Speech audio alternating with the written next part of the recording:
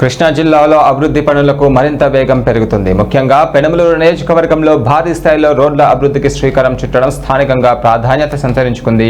సుమారు 105 కోట్ల రూపాయల వ్యయంతో చేపట్టనున్న మాస్టర్ ప్లాన్ రోడ్ల నిర్మాణానికి రాష్ట్ర ప్రభుత్వం శంకుస్థాపన చేసింది.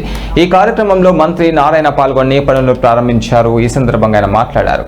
పెనమలూరు, గన్నవరం, విజయవాడ, తూర్పు నియోజకవర్గాల సమగ్ర అభివృద్ధి కోసం కూటమి ప్రభుత్వం కట్టుబడి పనిచేస్తుందని తెలిపారు. 3 కీలక ప్రాంతాల కలయికగా ఉన్న ఈ ప్రాంతాన్ని అభివృద్ధి దిశగా ముందుకు తీసుకువెళ్లడమే తన ప్రధాన లక్ష్యమని స్పష్టం చేశారు.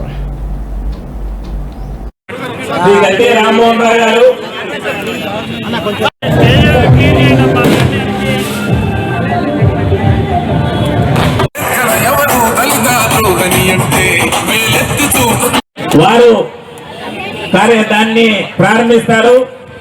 తర్వాత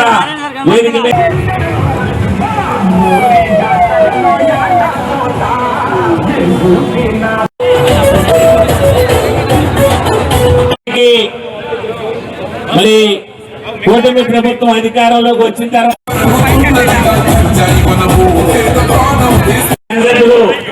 శ్రీ గడ్డి రామ్మోహన్ రావు గారు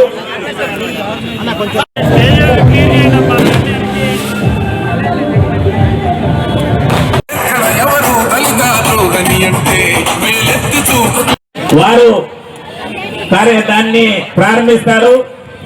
తర్వాత